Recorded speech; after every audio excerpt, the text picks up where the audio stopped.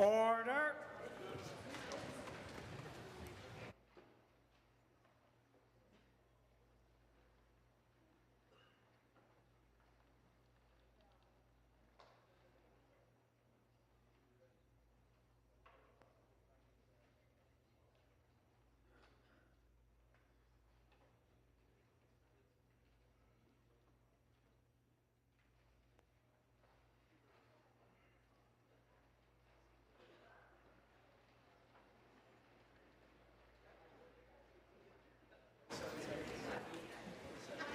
Orders of the day. I recognize the Government House Leader. Thank you, Mr. Speaker. Government notice of motion number 11. Government notice of motion number 11. Mr. Falvey. I recognize the Minister of Le Finance. ministre des Finances.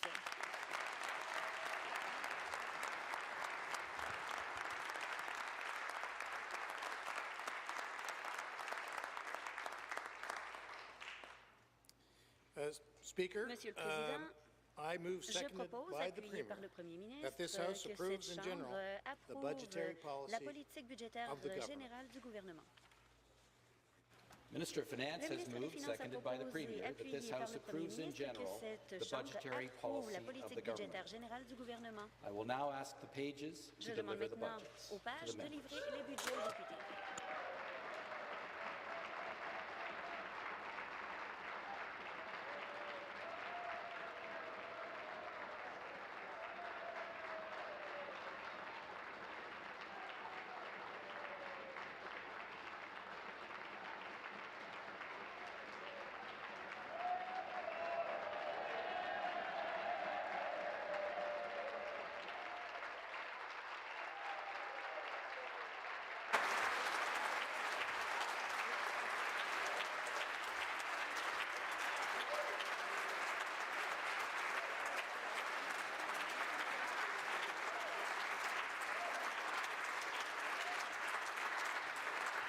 That has got to be a new record. C'est un nouveau record.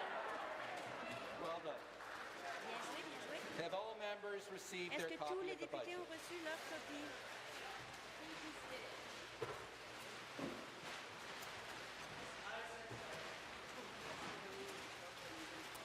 I will recognize the Minister of Le Finance. ministre des Finances. Thank you.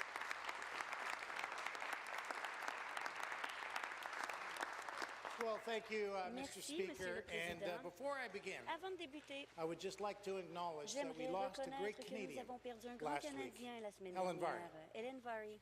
Helen Varry and Hélène her Varry late beloved husband et George son came to this country mari George with sont nothing venus but à the ce shirt on pays their avec backs. rien de plus que la And chemise qu'ils they avaient sur le helped dos. build Ils Canada. ont aidé à They were bâtir le great Canada. visionaries Ils étaient and des they were great visionnaires et ils philanthropists. étaient des philanthropes. And you know, Mr. Et vous Speaker, savez, Monsieur le Président, they had a saying.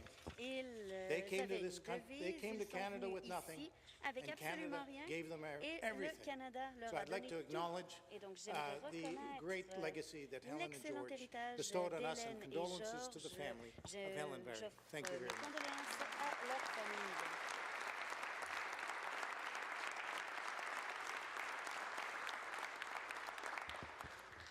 I also want to acknowledge the great J'aimerais work aussi that my reconnaître le bon parliamentary travail que assistants mon adjoint parlementaire, do to help mes me adjoints come to parlementaires ont this fait point. pour The atteindre parliamentary cet assistance, of course, that I'm referring to objectif is the ici. great Évidemment, je parliamentary parle assistant from Bruce Gray du Owen député de Sound. Bruce Gray Owen Where, there you Sound, go. The great parliamentary assistant from Oakville ainsi behind que me. le député d'Oakville.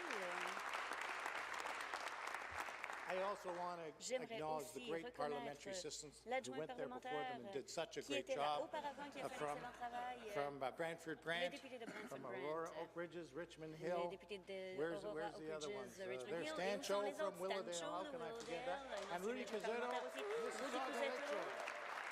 des députés de Mississauga Lakeshore. So thank you, Mr. Speaker, Merci, and I Monsieur would le like to begin Président. that on J'aimerais behalf of Premier Ford commencer and our en disant entire qu'au nom government, du Premier it ministre is Ford et my de l'ensemble honor de notre to gouvernement, j'ai introduce l'honneur the de vous présenter 2023 le budget, budget de l'Ontario building 2023. a strong Bâtir un Ontario. Ontario fort. Au nom de Premier ministre Ford et de On behalf l'ensemble de of notre Premier Ford gouvernement, and our entire j'ai government, l'honneur de it vous is my honor présenter to le introduce budget de the l'Ontario 2023 Ontario 2023. budget, Bâtir un Ontario Building a Strong fort. Ontario. This plan is our blueprint for building Ce a plan, c'est strong notre province programme pour during a bâtir une time province forte of au economic moment où le challenges monde vit une and période de change. défis et de changement. It is a plan C'est un plan for a pour strong bâtir une economy économie forte now aujourd'hui and for the future. et pour demain. It's a plan to build more En roads, offrant plus more de, highways, c'est un plan more pour transit, bâtir plus and more de broadband. routes, d'autoroutes, de It's a transports en plan to commun et build new d'infrastructures à long-term large care bande pour homes, construire des new foyers de soins de longue hospitals, durée, schools, des and hôpitaux, child des care écoles spaces. et créer des places en It's a garderie. plan to C'est un build the plan critical minerals pour sector in développer le Ontario's secteur des north. minéraux critiques dans le nord de l'Ontario At the same time, et invest in pour clean, green steel in investir en même Hamilton temps and dans Sault Ste. Marie, l'acier and connect them with the vert globally d'Hamilton competitive, et de l'ailier globally competitive manufacturing sector au secteur in the south. manufacturier It's a plan to build a international healthcare fort, system concurrentiel. that C'est le connects plan people pour to bâtir the un right système care.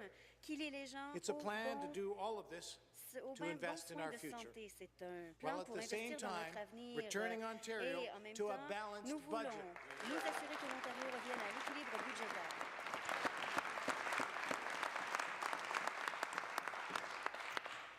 This plan is our government's C'est un plan blueprint, qui est and notre Ontario's path, programme. rooted in strong Et c'est le plan de fundamentals, l'Ontario a long-term qui vision, est appuyé sur and des real solides action assises to not only face économiques, the une current vision à long terme, turbulence we concrète, see in the global economy, pour non seulement faire but face aux emerge from turbulences it qui secouent stronger actuellement than l'économie ever. mondiale, mais pour émerger plus fort que Mr. jamais. Speaker, today, Monsieur le Président, I want to start with the aujourd'hui, numbers. je veux commencer avec les chiffres. Thanks to robust revenue Grâce growth, à une grande prudence, croissance, à la discipline prudence planning, et à la and clear discipline priorities, et des I'm priorités pleased to report claires, that je in suis heureux de dire 2022 qu'en fiscal year, 2022, the au cours de cet deficit is exercice, le projected to shrink déficit to just devrait $2.2 diminuer billion. à 2,2 milliards de dollars. In 23-24, En we plan to further reduce 2023-2024, the deficit notre to intention est de réduire $1.3 billion, davantage le déficit pour and le starting ramener next year, à we will 1,3 return milliard Ontario de to the dollars, et black dès l'an with a prochain, modest l'Ontario surplus of ne $200 sera million. plus déficitaire et affichera un modeste excédent de 200 millions de dollars. Mr. Speaker, this is more than just a strong fiscal record. While uncertainty persists, this puts us in a position of fiscal strength. In fact, Ontario's net debt to GDP is now forecast to be 37.8% in 23-24, down 3.6 percentage points. And with our progress, the people of Ontario can have confidence that tomorrow will be better than today.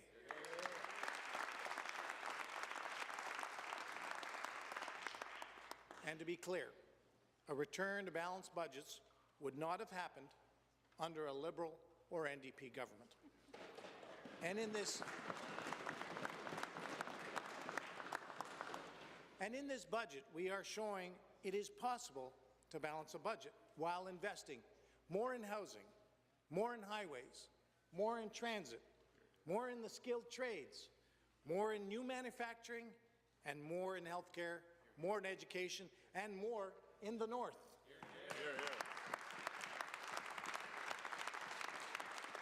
Mr. Speaker, that is what we promised the people of Ontario that we would do in the last election. We promised we would get it done. And we are delivering on that promise today here in front of all of you. Now, Mr. Speaker, a lot has changed since we were first elected, and particularly since our that we first introduced a budget of 2022 just last year. The world is, to be frank, a more unsettled and uncertain place. Ontario is part of a global economy and is not immune to the impact of global forces, including geopolitical tension provoked by Russian aggression in and against Ukraine, the reopening of China's economy, the energy transition, and policies such as the United States Inflation Reduction Act. More and more global trading partners have begun looking inwards. Supply chains have become disruptive and strained. The post-pandemic environment has been defined by elevated inflation and put the squeeze on the wallets of families and businesses. Mr. Speaker, people are finding it harder and harder to afford housing, to afford groceries, and to afford other household goods. And as I've said many times, Ontario is not an island, And while we remain resilient, the seas around us are stormy. Our budget must reflect, with continued prudence in planning assumptions, that leave room for future surprises or shocks. Alors que l'Ontario demeure While Ontario is still resilient, the storm is still raging around us, and our budget must take it into account while planning in order to make sure that we have a flexibility to face surprises or shocks that could happen. Now, Mr. Speaker, there are plenty of reasons to be optimistic. I want the people of Ontario to know that despite the turbulence of the past year, we are doing better than most, and we have a flexible plan to address these ongoing economic challenges because, Mr. Speaker, serious times call for a serious budget. Mr. Speaker, this is a serious budget. And while much has changed since our last budget, economic circumstances have confirmed our plan and is the right one. In fact, our plan is showing early results. Ontario's population is growing, jobs are being created, and we are attracting manufacturing investments. Ontario's population is now over 15 million people, Mr. Speaker. We have over 275,000 more people a year moving into Ontario. And, Mr. Speaker, this is good news because with this growth, we are seeing stronger communities across Ontario. Mr. Speaker, I am as confident about Ontario's future as I ever have been. But while I see a brighter future in front of us, success is neither automatic or guaranteed. We'll have to work for it by taking a responsible and flexible approach. And that's why we have a plan to build a strong, more resilient, and more competitive economy right here at home.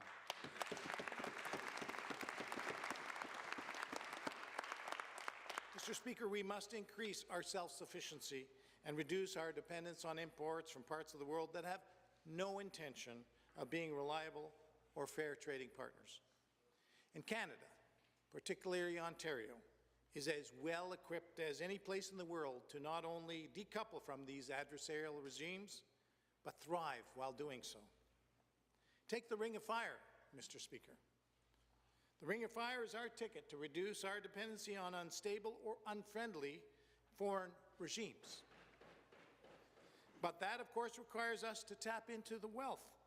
And tapping into that wealth, in turn, requires political will. For decades, previous governments ignored the immense wealth in Ontario's north for no other reason that the work of developing that resource was too hard. Well, our government, Mr. Speaker, is not afraid of hard work. We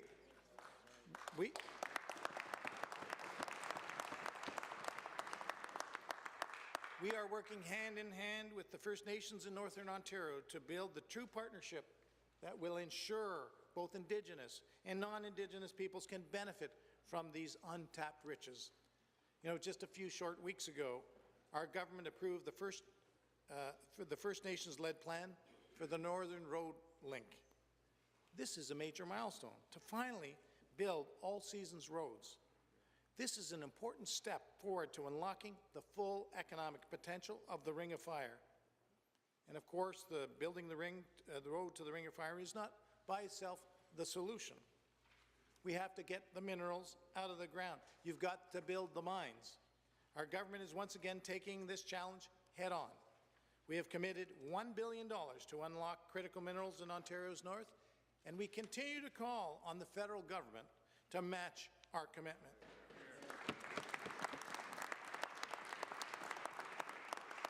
We are also incenting and encouraging exploration by providing an additional $3 million to Ontario Junior Exploration Program this year and next.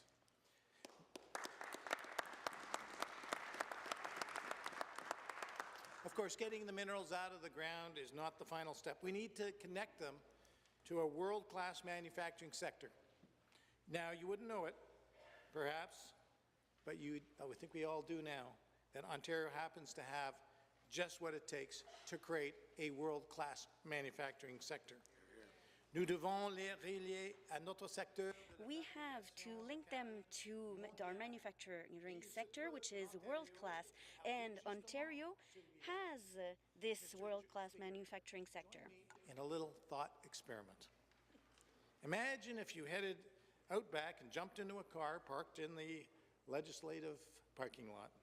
And perhaps, Mr. Speaker, it's an electric vehicle, because we'd be going on a little road trip. We'd start by jumping on the Don Valley Parkway, heading to the 401 eastbound, which we have a plan to start widening at Brock Road in Pickering.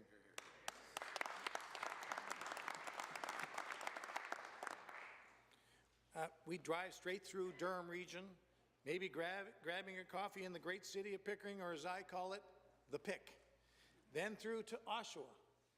By the way, Drake can call Toronto the Six. I think we can call Pickering the Pick. We would drive through to Oshawa, which is benefiting from part of GM's more than $2 billion investment that will protect thousands of jobs.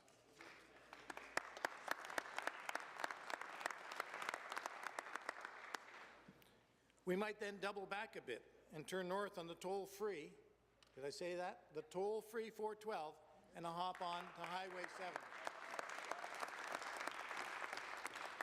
Maybe take a detour to Richmond Hill, where Tesla is manufacturing the equipment to help make the batteries of the future. And maybe ultimately end up in Alliston, where Honda is making a $1.4 billion investment to make hybrid vehicles.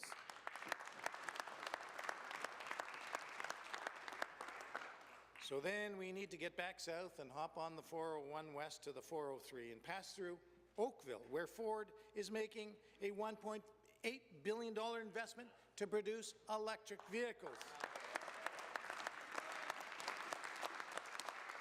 Well, let's keep going. Let's continue down the 403 to Hamilton, where ArcelorMittal Dofasco is making a $1.8 billion investment in producing clean, green steel.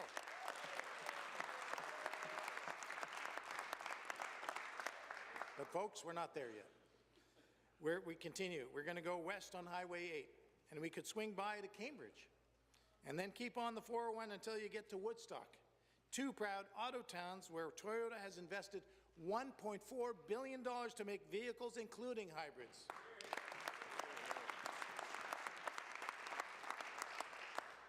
And hear me out, Mr. Speaker, we could keep going further west on the 401 until we get to Ingersoll, where GM has built Canada's full-scale EV manufacturing plant.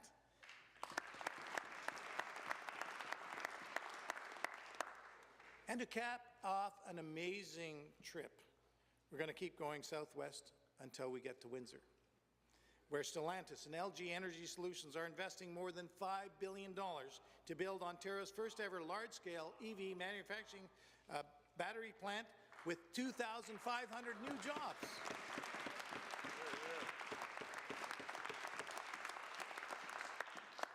And, oh, by the way, Mr. Speaker, on our way back to Queen's Park, we'll take a brief detour, if that's all right, to St. Thomas, the future home of Volkswagen's first ever overseas battery cell plant.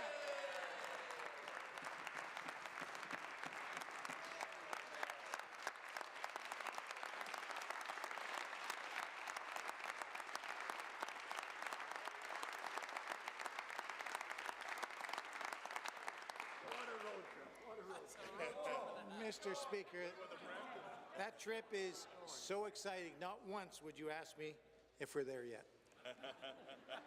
It would be a beautiful road, Mr. Speaker, a scenic one, and most importantly, this is a road trip that would take us through some of the communities that are benefiting from the over $16 billion in investments by global auto manufacturers and suppliers of EV batteries and battery materials.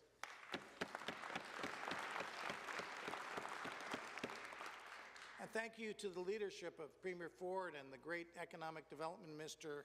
Vic Fideli. Ontario is now the heartland of Canada's electric vehicle revolution.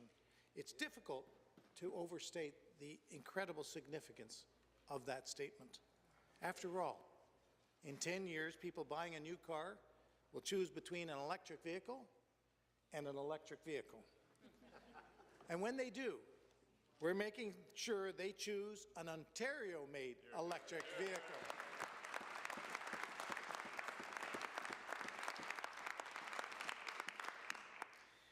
Now, Mr. Speaker, the global economy is changing, and we are seizing our competitive advantage as a province. We're not just going to keep up, we're going to keep prospering under the leadership of this government, this Premier, and we're going to thrive in the economy of the future. L'économie mondiale. The global economy is changing, and we are seizing our competitive advantages as a province. We are not just going to keep up. Under the leadership of this government and this Premier, we are going to thrive in the economy of the future. We must continue to find ways to boost Ontario's competitiveness. That is why our government is working with partners to have shovel-ready industrial sites available for new manufacturing projects, and we are already seeing success with this, as evidenced by Volkswagen's recent announcement. So let me say it again, Mr. Speaker. Ontario is now the heartland of Canada's electric vehicle revolution. And not $1 of this investment, not a single one of these jobs, was automatic or guaranteed. While the previous government let more than 300,000 manufacturing jobs in Ontario flee, this government is bringing the cars of tomorrow, the jobs of the tomorrow, and the investments of tomorrow right back to Ontario, right here, right now, today.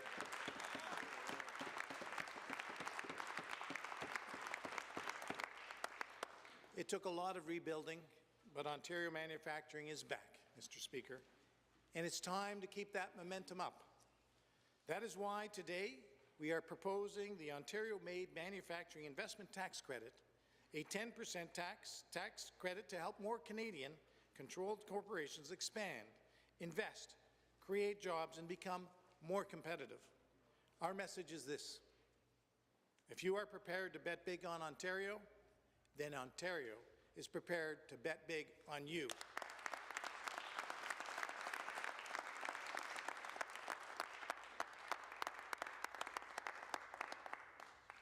You know, seizing this immense opportunity will also require energy. We are proud to support the continued safe operation of the Pickering Nuclear Generating Station and the refurbishments of the Darlington and Bruce Power Nuclear Generating Stations. In fact, we've already started construction on the small modular reactor at Darlington. And we are leading in record battery procurements, with the largest battery storage project in Canada being built right here in Ontario in partnership with the Six Nations of Grand River Development Corporation, Northland Power, NR and the Aecon Group. And this government will continue supporting the development of small modular reactors, which will be essential to future supply. Now, we know companies are refusing to invest in jurisdictions that don't help them achieve their environmental, social, and governance goals. And once again, Ontario is poised to thrive. For example, to help boost competitiveness, the government is launching a voluntary clean energy credit registry. Mr. Speaker, we are seizing our clean energy advantage today for tomorrow.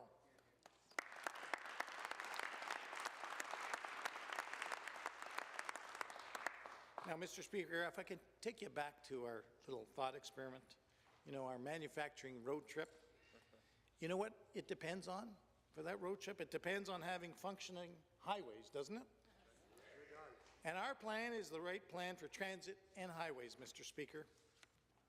The Liberals and NDP never spared much thought to highways or the people stuck on them. And in the last election, it seems that the voters' appeal region across the GTA noticed. Well, we don't take drivers for granted. We told them we would build more highways, and we are. Highway 413, we said we would do it. We're building it.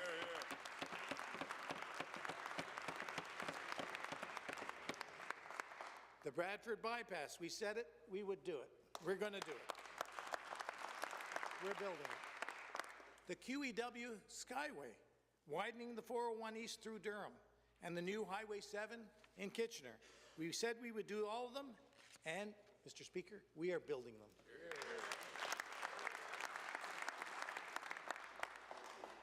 Mr. Speaker, we are also continuing to make large new investments in transit, including increasing GO Transit service to Niagara from Union Station and bringing back the Northlander from Timmins to Toronto.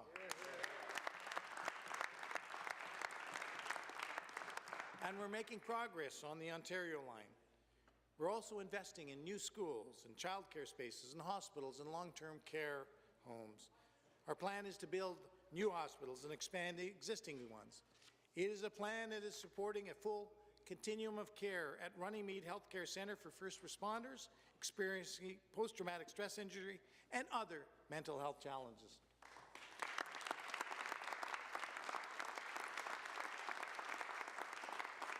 And today we're making that additional investment of $9.6 million for this project to advance towards construction and accelerate it in the next round of approvals.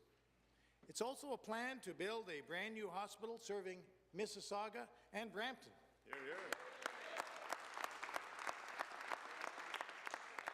It's a plan, Mr. Speaker, to redevelop St. Mary's General and Grand River Hospitals in Kitchener-Waterloo.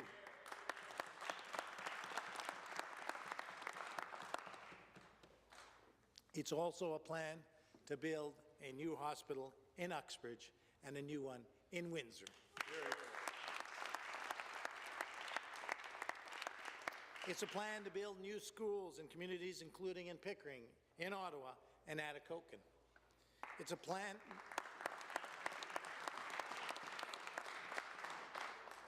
to build right across this province safe and comfortable long-term care spaces in Cornwall, in Kitchener, and in North Bay, in Ajax, in Owen Sound, North Grenville, and right across this great province.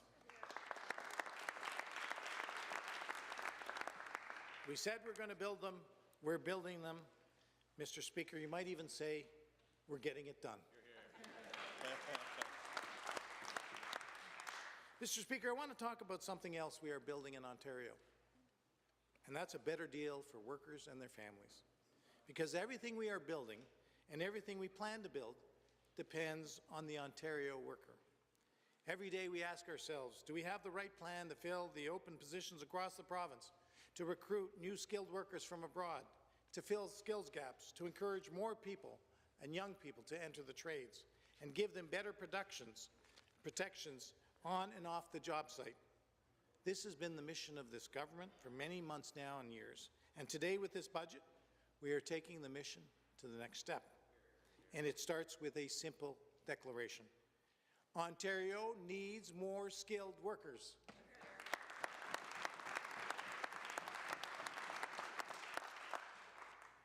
You know, the greatest single obstacle we face to reaching our full potential is a shortage of workers in the sectors that need them. In construction, in the skilled trades, in healthcare. And while, yes, the talent shortage is global, that is a challenge, not an excuse. Ontario must do more. And with this budget, with our plan, we are. It starts with investing more money to help more workers upgrade their skills or transition into the skilled careers that need them. The Skills Development Fund has been an unqualified success in helping nearly 400,000 workers gain the skills they need to find better jobs and more stable careers in the sectors that badly need them. Whether we are providing a worker with tools and a pair of work boots for training, or giving an Indigenous worker in Northern Ontario a path to which they can build up their home community, or offering a Ukrainian refugee the opportunity to build a new career and new life in a new home, this fund has been a life changer. So, Mr. Speaker, we're putting more money into it. That is why Budget 2023, our plan to build, will invest an additional $75 million over the next 3 years into the Skills Development Fund.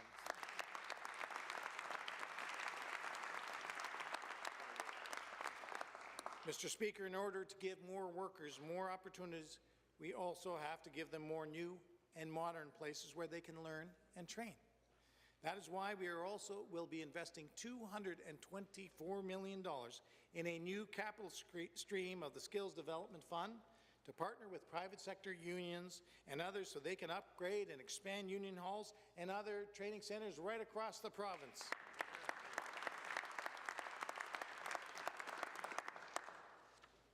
Mr. Speaker, this will prepare more workers for careers and with secure, well-paying jobs that our economy needs so badly. Nobody, and certainly nobody in government or the public sector, is more in touch with the real-world needs of our skilled trade workers than private sector unions. They told us they are ready to work with us, and we are ready to work with them.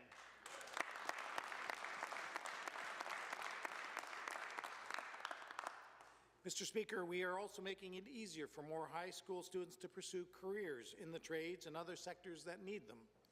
This includes healthcare, where I know our doctors and nurses and other healthcare workers are already sacrificing so much to keep people healthy and safe. And that is why we're going to expedite the training of more healthcare workers by expanding access to dual credit opportunities to provide more students with a head start in their journey to becoming nurses, personal support workers, paramedics, or medical laboratory technicians. It is long overdue that our education system, from our schools to our colleges to universities and apprenticeship programs, prioritize creating job-ready graduates in the sectors that need them. That, Mr. Speaker, is what our government is doing.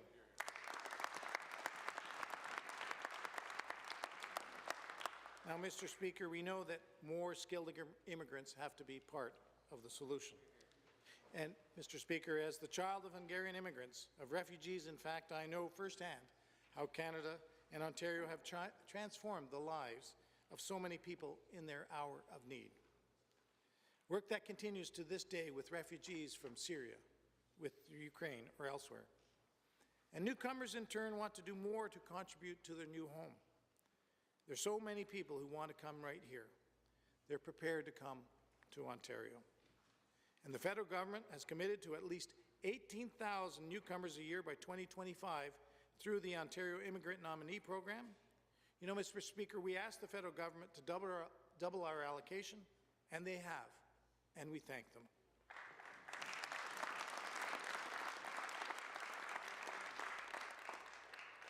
But, Mr. Speaker, we're going to do our part.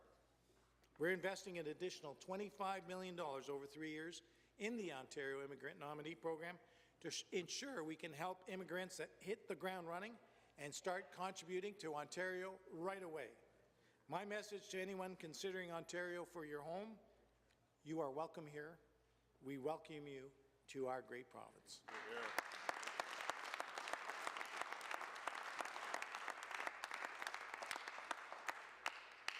Now, Mr. Speaker, as I mentioned earlier, many families are feeling the financial pressures the current economy is putting on them. And while our government does not control the global forces driving inflation, there are things that do lie in our control, which is why we acted early on to keep costs down. We eliminated license plate renewal fees, as well as license plate stickers, and refunded 2 years of fees for eligible vehicles. We cut the provincial gas tax and the fuel tax until the end of the year. And we have eliminated double fares when taking GO Transit and local transit throughout much of the Great and Golden Horseshoe. And we are expanding this initiative, including Toronto. So a commuter coming into the city only pays on one fare trip, saving them money each way.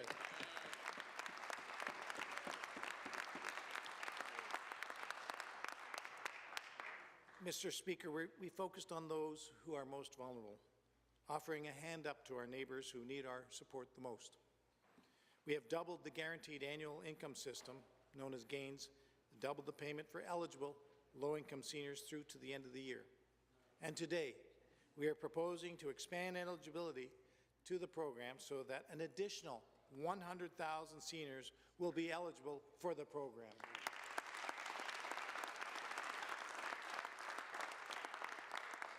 We are also proposing to index the GAINS benefit to inflation, so that when costs rise, so would our support. Something no previous government has ever done in Ontario. We have doubled the annual GAINS program for eligible low-income seniors through to the end of the year. And we're proposing to expand eligibility for the program starting in July 2024, which would see about 100,000 additional seniors to be eligible for the program.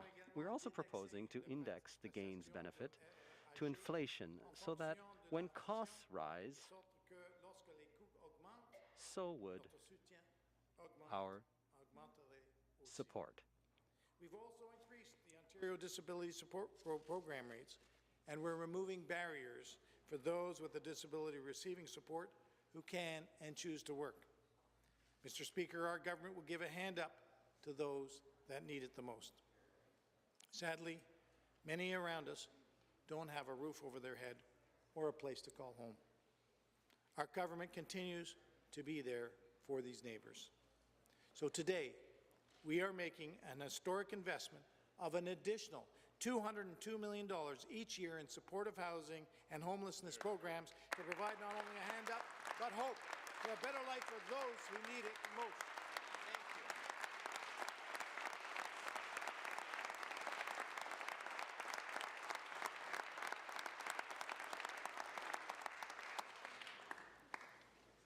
Mr. Speaker, in order to tackle the ongoing housing affordability crisis, governments at all levels need to work together to get more shovels in the ground.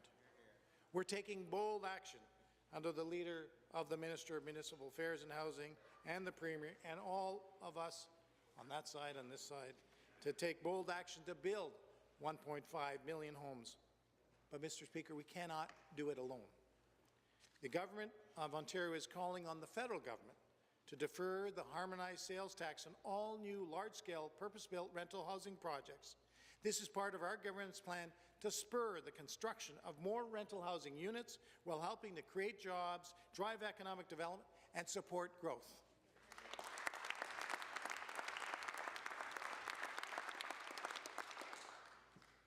Now, Mr. Speaker, we're also working to improve services you and your family need, starting with health care.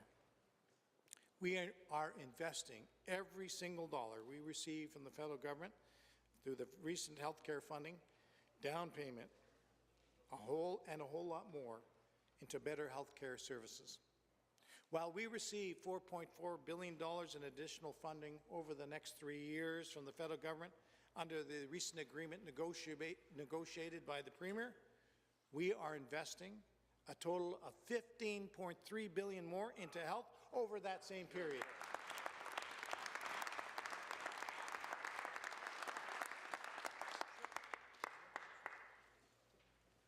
And, Mr. Speaker, this plan to improve health care starts with home care.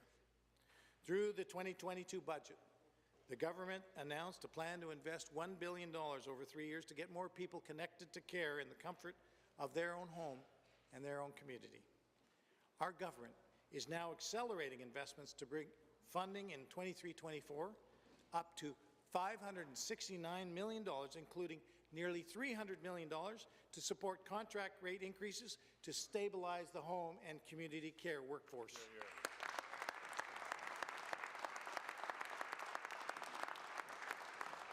This funding will also expand home care services and improve the quality of care, making it easier and faster for people to connect to care.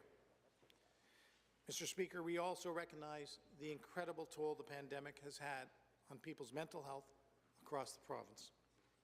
That is why we are investing over $500 million in additional $425 million over 3 years in mental health and addiction support, including a 5% increase in the base funding of community-based mental health and addiction services provided funding by the Ministry of Health.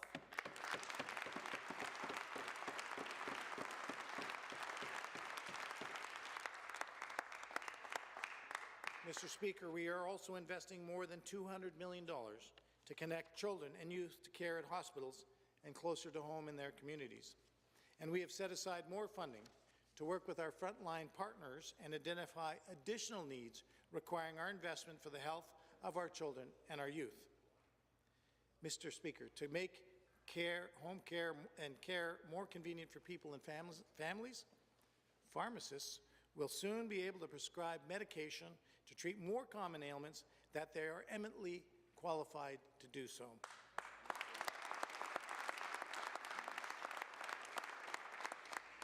And we are investing in community surgical and diagnostic centres to speed up care while ensuring patients always pay with their OHIP card, never their credit card.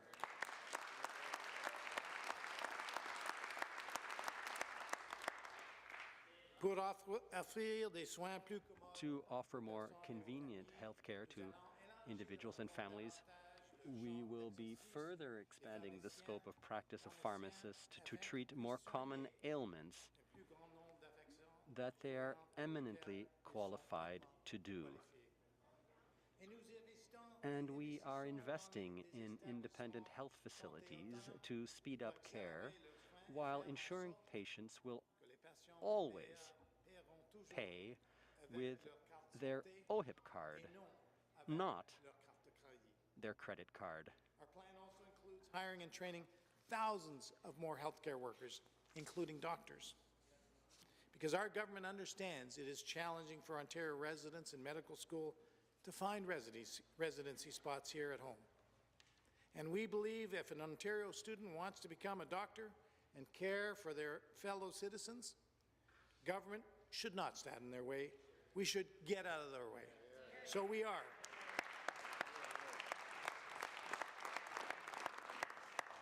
Mr. Speaker, we will also add 100 seats for medical undergraduates and continue to prioritize Ontario students for these spots.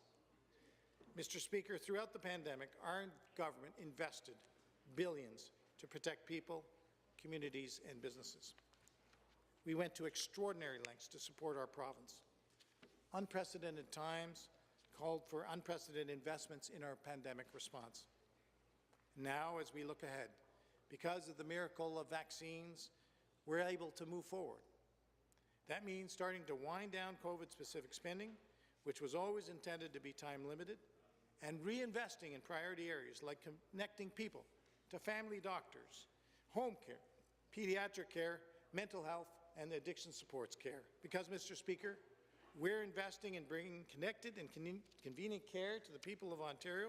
So while spending on the pandemic is winding down, investments in a stronger future are ramping up.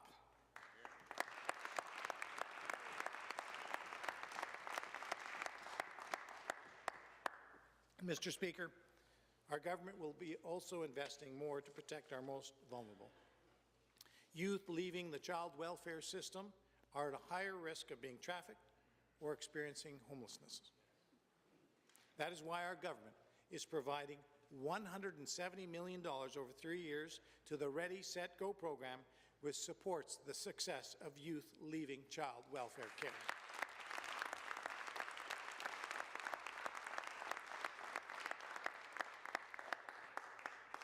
Les jeunes qui quittent le système de bien-être. Young people leaving the child welfare system are at higher risk of being trafficked or experiencing homelessness.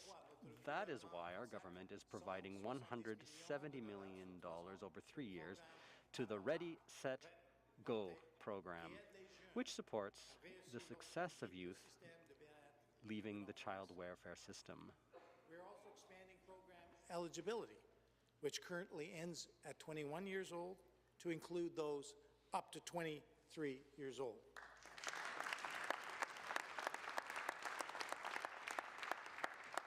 And, Mr. Speaker, we are acting now to keep Ontario communities safe.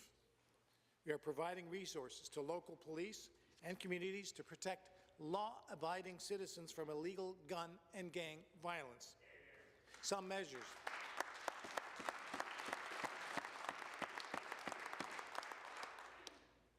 measures such as bail reform must be taken on by the federal government. There are too many criminals that should be behind bars who have been allowed to roam our streets due to weak federal laws. The time for action is overdue.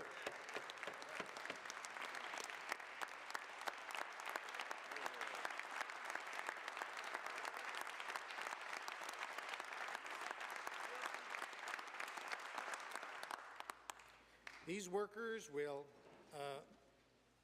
Mr. Speaker, I shouldn't say these workers. There are too many criminals that should be behind bars, and that's why we're acting.